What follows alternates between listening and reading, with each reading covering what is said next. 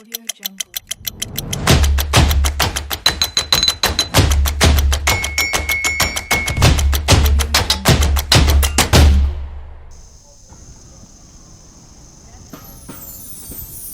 Dobrodošli, dragi posjetioci, na moj YouTube kanal.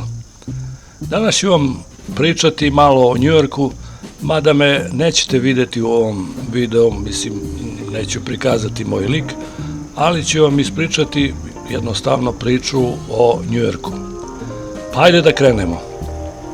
Grad Njujork je jedan od najvećih gradova u Sjedinjenim Američkim Državama i u centru je međunarodnih finansijskih, političkih zbivanja i kulture. Prvobitno se zvao Novi Amsterdam, a 1664. godine Englezi su mu dali ime New York, u čast od vojvode od Yorka. New York je jedan od najvećih gradova sveta i sedište je velikih međunarodnih ambasada pri Ujedinjenim nacijama, čiji su se sedišta također nalaze u Njujorku. Njujork je najgušće naseljena među većim gradovima u Americi. Blizu 800 jezika je u upotrebi, što ga svrstava na prvo mesto među gradovima sveta po jezičkoj ravnopravnosti. I tako, prema procenama iz 2012. godine, na širem gradskom području živi približno oko 19,8 miliona stanovnika, to je 20 miliona stanovnika, što je kao, ne znam ja, 4-5 Srbije. Današnji simboli Njujorka su Wall Street, kip slobode, Brooklyn most koji spada u najveće i najduže mostove sveta i spaja Manhattan i Brooklyn, Empire State Building, Chrysler zgrada i tako dalje, da ne nabrajam više. Tu je bio i svetski trgovinski centar koji je srušen septembra meseca 2001. godine. Poznata mesta su i Peta Avenija, Times Square, Central Park, Metropolitan muzej i Broadway. Bulevar koji se prostiže od južnog do severnog dela Manhattana, a u čijem centralnom delu se nalaze i mnoga pozorišta. Tako, New York je veličanstven grad i kogod ga poseti ne može da ostane ravnodušan. Mada život u New Yorku je veoma skup, skupe su stanarine, za normalnog posetioca i turistu je veoma skupo i rentiranje stanova, plaćanje hotela, hotelskih računa, sve je jako skupo, tako da vrlo je nepristupačan za ljude sa ovog područja. I tako, grad New York se nalazi u državi New York. Država New York je velika država koja se prostire od New Yorka, Manhattana, pa sve do Nijagarinih vodopada, odnosno sa granicom Kanade. Ili, bolje da kažem, sa granicom Ontarija. Uže gradsko jezgro se sastoji iz 5 gradskih opština. Svaka opština po sebi može biti i poseban grad.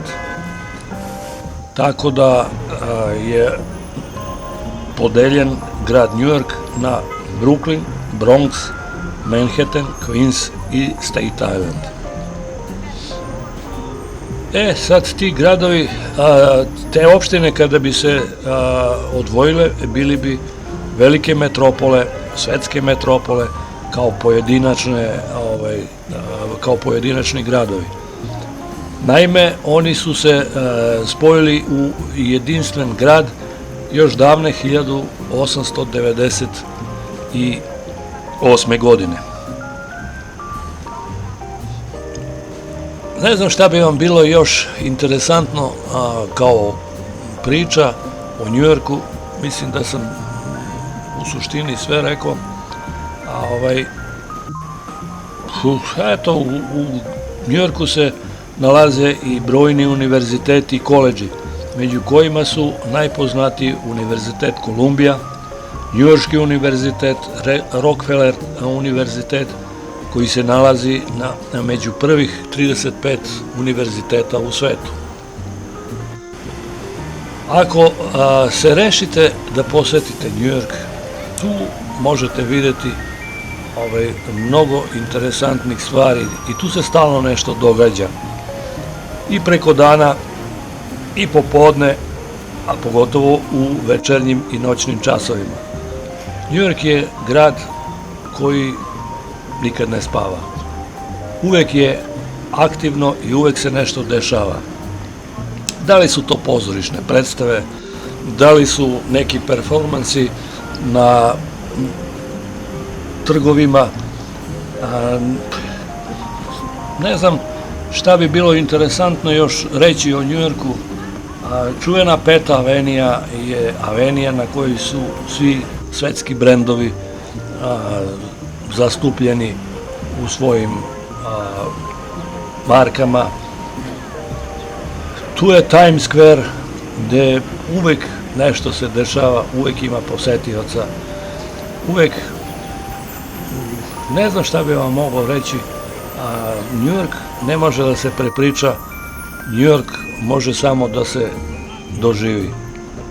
Pogotovo interesantno je posmatrati Njujork iz New Jersey-a preko puta reke Hudson, pogotovo u večernjim časovima kada su popaljena sva svetla u Njujorku. To je doživljaj koji se pamti za ceo život. Mnoge predstave pozorišne, muzeji su otvoreni maltene uvek i mogu se obići vrlo jeftino. Recimo, karta turistička je svega $45 po osobi, ali je možete dobiti i za $1. Ako se pojavite na blagajni i kažete da niste u mogućnosti da platite tu cenu, potrebno je dati $1 i dobiti kartu.